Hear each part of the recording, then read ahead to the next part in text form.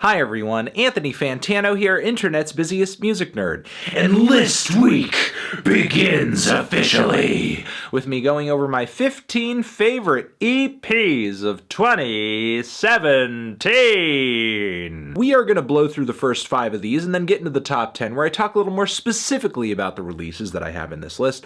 All of them are linked down below in the description box. At 15 we have some pretty nice death metal with Extremity, Extremely Fucking Dead. At 14, a wonderful little EP Tony Allen put out as a tribute to Art Blakey's Jazz Messengers. At 13, we are going to go with David Bowie's posthumous No Plan EP, released very early into the year. At number 12, it's going to be Paul White with Danny Brown on the Accelerator EP. Paul White produced quite a few beats for Danny Brown's latest album, Atrocity Exhibition, and you essentially have a few extra tracks over here titled after Paul, not Danny, landing on this EP. They're pretty cool. And at number 11, we have Perturbator with the New Model EP. If you're looking for some very dark electro music, then give this thing a shot. And in the top 10, we are kicking it off with Yucky Duster. This is quite a nice little indie EP with some of my favorite little cutesy indie tunes with a bit of a slacker rock flair. Very funny, playful, quaint lyrics too. It's a little lo-fi, it's a little rough around the edges, but it's quite nice. It's one of my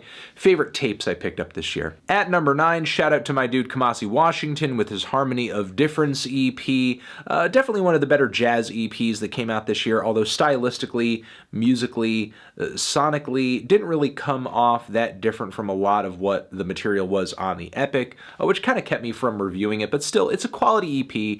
It's a jazz EP that you should not miss if you are a jazz fan, and if you are a jazz fan, you most likely have not had this EP slip by you, so it's on the list. It's cool, it's nice. Number 8, shout out to my dudes at Sects for coming together with an altogether different direction on this new collection of tracks, not quite as harsh and abrasive and as industrial and noisy as a lot of the material on their amazing album End Position. They sort of take things in a much darker, murkier, gothier, post-punkier direction on this collection of cuts. They're nice, they're pretty cool. It's nice to hear the band sort of experiment with some new sounds, greater sense of melody, clearer songs and structures. Even though the end result is a bit more faint than I would have liked it to be, I'm still hoping that this is a sound that they experiment with more, that they push forward with more, incorporate it into their usual sound, and just kind of grow and progress with. At number 7, we have Thantifaxath with Void Masquerading as Matter. This band, a handful of years ago, came through with one of the most brutal and animalistic black metal albums I have heard this decade. Really great album.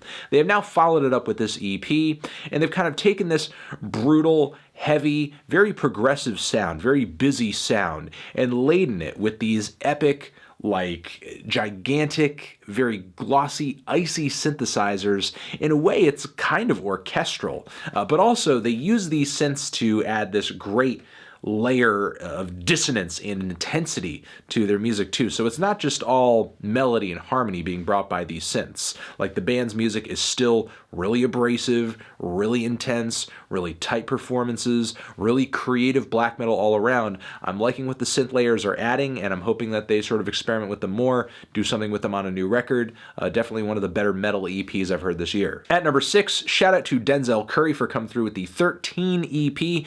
Really grimy, aggressive, lyrical, hardcore, fast, fiery, spitting trap. Denzel Curry continues to prove why he is one of the most promising young voices in rap right now. At number 5, Young Thug and Carnage team up for a handful of fantastic, colorful, eccentric bangers on the Young Martha EP.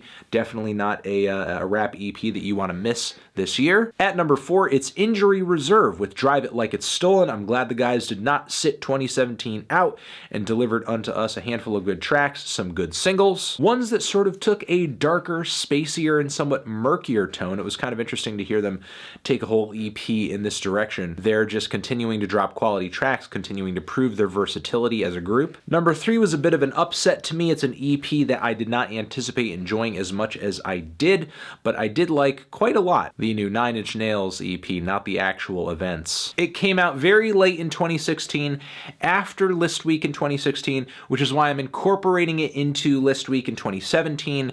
This EP was a bit of an aggressive throwback to the very harsh and catchy industrial rock that put 9 Inch Nails on the map in the first place, and I think Trent just kind of pulled it off really well. At number 2, shout out to Death Grips for the Steroids, Crouching Tiger, Hidden Gabber, Megamix, where the experimental hip-hop trio, the industrial hip-hop trio, manages to work Gabber music into their repertoire. They also kind of return to a much darker, more noisy, lo-fi, and hectic sound on this one, kind of returning to the kind of very renegade production style that you might have heard on their ex-military mixtape. Really enjoying that, hoping the trio continues to experiment and expand in the future and incorporate some of these newer sounds into a more high-fidelity album next year or in 2019. And finally, for me, EP of the year has to be Rina Sawayama's Rina. Wonderful pop EP, some of the best pop music,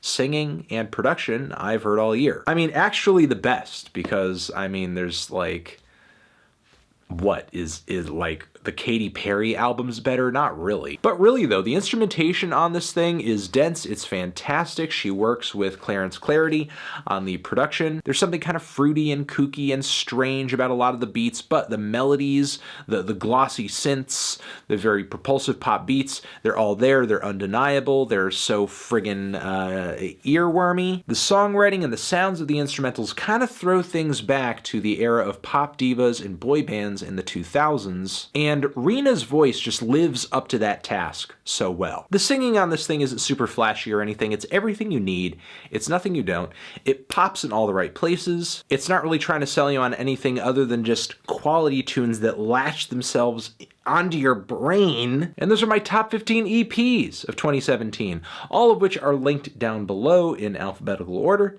Check them out down there, and you are the best. Over here next to my head is another link to other List Week videos. You can also click on the link to subscribe to the channel, and I will catch you guys in the next one.